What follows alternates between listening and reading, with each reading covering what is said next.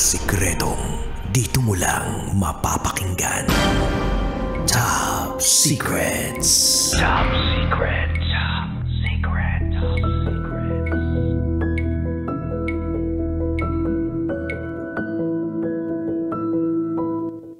Hi Kabisyo, it's me once again, DJ Rakitera, ang inyong basa princess, ang tagapagprotekta at tagapagsiwalat ng inyong pinakatatagong sikreto. And welcome to the program, Top Secrets. Ang Top Secrets po na programa ay nabuo para sa mga kabisyo natin dyan na hindi gustong magsulat ng kanilang kwento, kundi gusto lang makapagbahagi ng kanilang sikreto sa paraang madadalian sila. So, mahirap na kasi yung magsulat ka, 'di ba? Gagamit ka ng utak mo, yung pagkakasunod-sunod, 'di ba? Tapos kukwento mo pa, ibabahagi mo pa. Mahirap na yung yung parte na magbabahagi ka ng kwento mo, pero biglang gagamitan mo pa ng parang somehow creativity mo. Oo, yung kung paano ka gumawa ng storya mismo. Pero itong pong programa na to ay ginawa po para sa mga gusto lang talagang mag-express at makapagbahagi ng sekreto nila na hindi naman masyadong kinakailangan po ng, alam mo yun, pag-iisip kung paano pagagandahin yung storya. Totoo lang tayo. Direct to the point. Ito po ang Top Secrets. At meron na po tayong caller on the line. Hello, magandang gabi sa iyo. Hello po, good evening. Good evening, anong pangalan mo? JC po. JC, taga-san ka? Taga-Aklan po. Taga-Aklan. Uy. Okay ba dyan ang weather? Medyo maulan po, ma'am. Maulan. Kailan ka huling naulanan? Kailan ka huling nabasa? Kailan ka nabasa? Last week. Nabasa talaga o nabasa? Both. Both! Ay! parang may ibig ka sabihin dun sa both mo. Sige, JC ng Aklan, di na ako magpapaligoy-ligoy pa. Ano? Wait lang, ano yung maingay dyan? Sorry po, yung bangko ko po. Yung bangko mo. Sige, magkano? Ayusin mo na. Okay na? Okay na po. Okay. JC ng Aklan, ano ang top secret mo? Nagkaroon po ko ng one night stand sa katrabaho ko po. Nagkaroon ka ng one night stand sa katrabaho mo? Yes, ma'am. Bali, kakakilala lang namin mga 2 weeks before ako pumasok dito sa trabaho. Ilang taong ka na dyan sa trabaho mong yan? Magwa 1 year pa lang po. Magwa 1 year. Tapos itong naka one night stand mo, gano'n na siya katagal sa kumpanya? More than 3 years na po. So mas matagal siya kesa sa'yo? Opo. So paano nangyari na nag one night stand kayo? Bigla na lang bang napasok ang hotdog doon sa kuweba? Ganun ba yun? Or nagkaroon muna kayo ng conversation, naging kaibigan muna ba siya? Paano nangyari? Actually po, nagkakilala lang po kami dito sa work. Tapos nagkaayaan ng inuman. Tapos nag-share siya ng ng mga hinanakit niya sa buhay, mga ganon. Nung nag-inuman kayo, wait lang, nung nagkayayaang mag-inuman, dalawa lang kayo. Ikaw yung niyaya niya tapos ikaw pumayag ka, ganon? Hindi po, marami po kami. Marami. So magkakatrabaho na nagkayayaang mag-inuman. Opo. Tapos naging magkatabi kayo dun sa inuman na yon, tapos tsaka siya nag-share sa'yo ng mga saloobin niya. Hindi naman po kami magkatabi. Actually, ano lang naman kami, parang common lang, ganun. Parang nagsishare siya sa iba, pero yung pag-share niya parang same kami ng ng experience, gano'n. So, nung nagkukwentuhan kayong magkakainuman, syempre pa nagiinom, ang dami-daming topic niyan, no? Minsan meron kayong general na pinag-uusapan. Tapos may iba, parang may mga, ano yan, micro stories. So, may major story, may micro story. Sorry, alam ko to kapag nagiinuman kasi syempre madalas tayo mag-inom nate. At hanggang ngayon yata, charot! So, kayo, kumbaga, etong lalaking to, nagse-share siya sa halos lahat sa inyong magkakainuman. Tapos ikaw, nakuha niya yung atensyon mo gawa ng nakaka-relate ka sa mga kinukwento niya. Tama ba? Yes po, gano'n po. Okay. So, paano nang nangyari nung sumunod? Nag-order ng pulutan, tapos yung kainuman yung natikman, gano'n? Hindi po, Ay, charot. bali sa sa mga siguro mga 3 hours na siguro kaming umiinom. Bali nagsiuwian na po kasi yung iba, so yung natira na lang po is 4 na lang po kami kasama siya. Tapos Okay. po, yung time kasi na yun, DJ Rocky, parang crush ko na rin kasi siya nung time na yun, pero hindi ko totally na parang na ayokong tanggapin ba kasi meron na rin akong past na ayoko nang mag-boyfriend, ganyan. Crush ko siya pero ayokong dumating sa point na maging boyfriend ba siya, gano'n. So, nung time na to, single ka? Opo. Siya naman single ba nung time na yon? Nung time na yun, opo, pero hindi ko po alam na meron siyang nililigawan. Okay. So, naging crush mo siya, single ka, pero ayaw mo yung idea na maging crush siya o ayaw mo tanggapin sa sarili mo dahil parang nasaktan ka na sa dati mong mga nakarelasyon. So, ayaw mo na ulit parang iwagayway ang bandera ng yung perlas, ganon. Parang gano'n na po. So paano nangyaring bigla kang napapayag nitong taong to na makipag one night stand sa kanya? So yun na nga po, bali 4 na lang kaming natira. Nagsabi na po ako sa kanila na uuwi na po ako. Nung time na yun, 2 babae tsaka 2 lalaki na lang po kami natira. Yung kasama naming babae is malayo po yung bahay. So hinatid namin, nagmotor po kami, ganyan. Tapos ako po yung susunod sana na ihahatid. Wait. So parang Sino, yung mga nagmamaneho ng motor, yung 2 lalaki? hindi po, siya po, ako, kasama niya, tsaka yung isang babae. Bale yung isang lalaki po, naiwan doon. May motor kasi siyang sarili. Okay. So yung mga lalaking kasama ninyo, may kanya-kanya silang motor. Opo. Tapos ikaw, may dala ka ring motor? Wala po. Bali angkas po kaming 2 babae, tsaka So siya yung tatlo kayo sa loob, yung driver. tatlo kayo na nakaangkas sa motor. Oho. Uy, bawal yun na. Delikado yun. Pero wala, nakainom no? Pag nakainom talaga, Oo. malakas loob So, Oo nga po.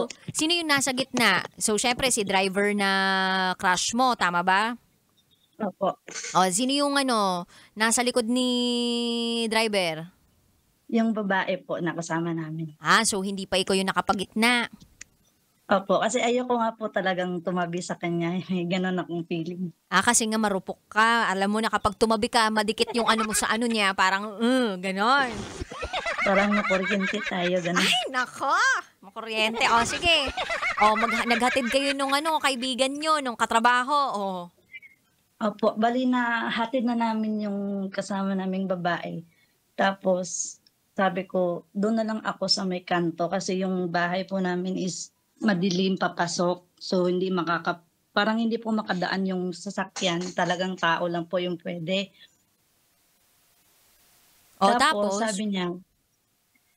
Sabi niya, sige. So nakababa na po ako noon ng motor. Bigla po kasing umulan. Hala, umulan. Di nabasa kayong Oho. dalawa.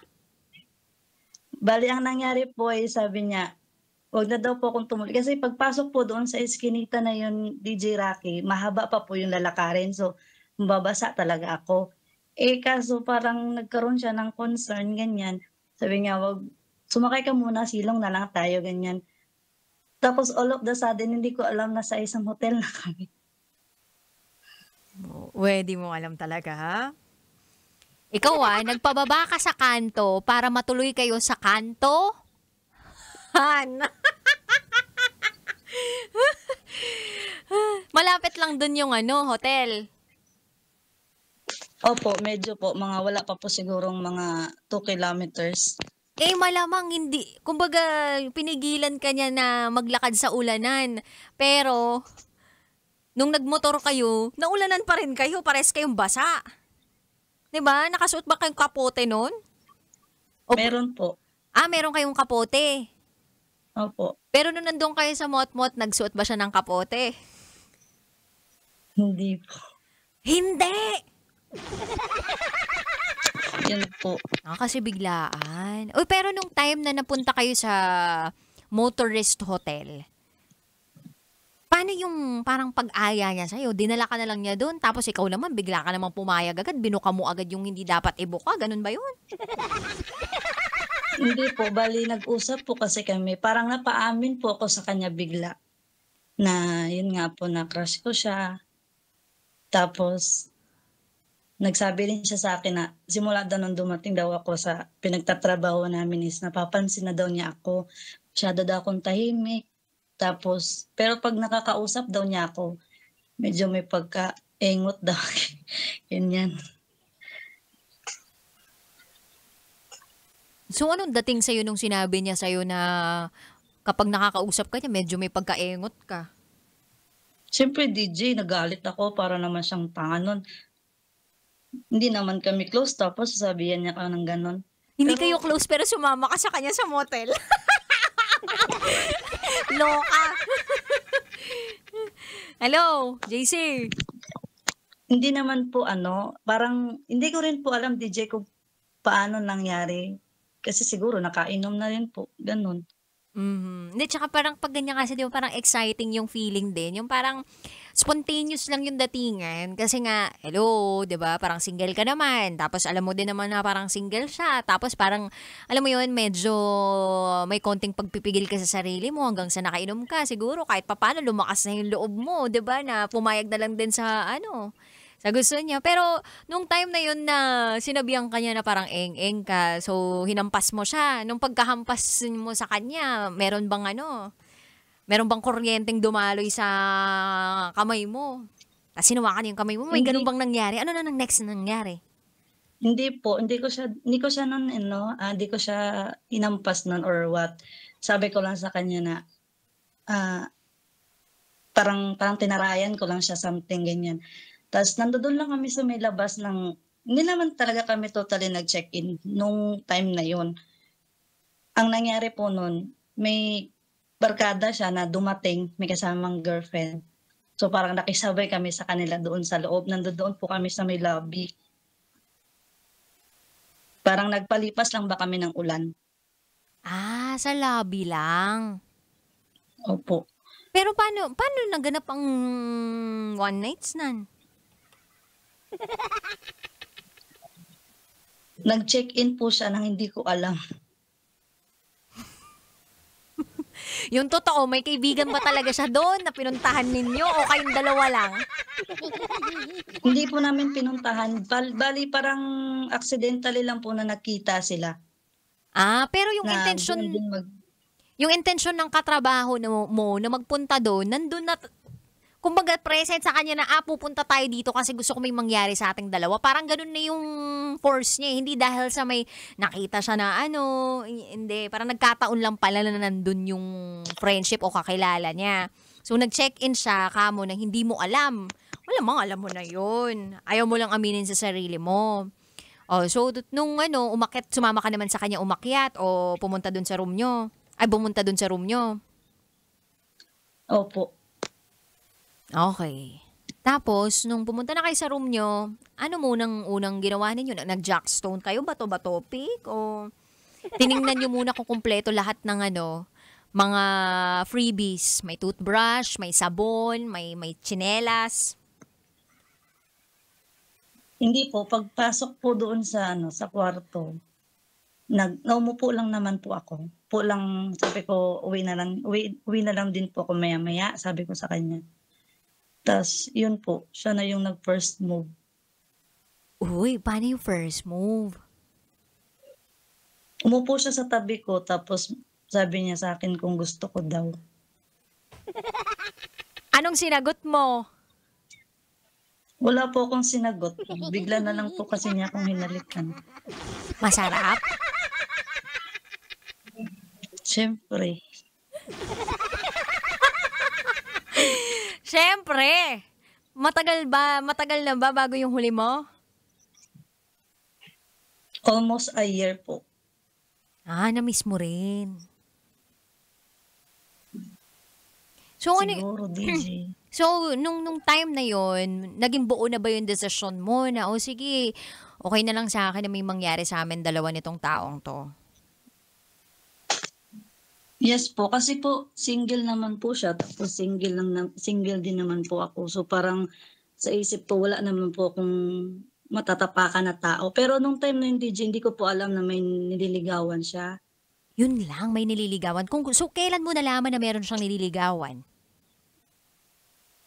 Ano po, after nung may mangyari sa amin, siguro mga 2 weeks. So, paano mo nalaman na meron siyang nililigawan iba? Ka-opisina nyo rin ba? Opo. Nagtuloy-tuloy ba yung pakikipag-communicate ninyo sa isa't isa nitong katrabaho mo mong to na lalaki? After na may mangyari sa inyo? Mga 2 months po, DJ, kasi nalaman ko po na buntis po ako. Oh my... Siya ang ama? Yes po. Yun nga lang po ang nangyari. Nalaglag po yung baby namin.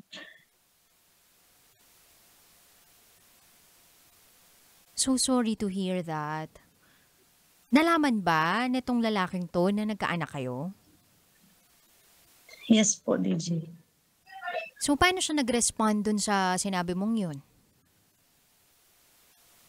Nung di pa po nalalaglag yung baby namin, sinabi ko po sa kanya, 1 month. Sabi niya, paninindigan naman daw niya po ako. Tapos, tinanong ko siya paano yung nililigawan niya. Kasi, una pa lang kasi DJ, hindi naman po ako yung gusto niya.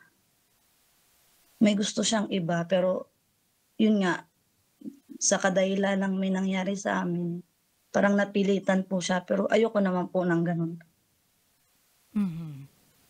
Dahil ba sana stress ka, kaya nawala si baby?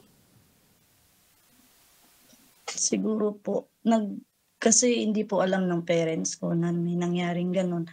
Hindi ko na rin po pinaalam. So, nung nagpa-check up po kaming dalawa, okay naman po nung unang buwan. Kaso nung mga sumunod na weeks po, sabi nung doktor is mahina daw po yung kapit ng baby namin.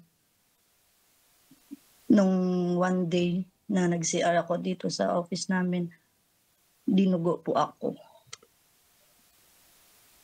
I'm really sorry to hear that. JC, alam ko medyo mabigat-bigat tong mga binahagi mo sa amin, no? Pero kailangan ko munang putulin ang ating call dahil magko-commercial break muna tayo. So, stay put ka lang dyan. Makikinig kami sa mga sasabihin mo pa. Alright? Kabisyo, stay put lang kayo dyan. This is Top Secrets. Kailangan pa bang i-memorize yan? Love Radio. Basic!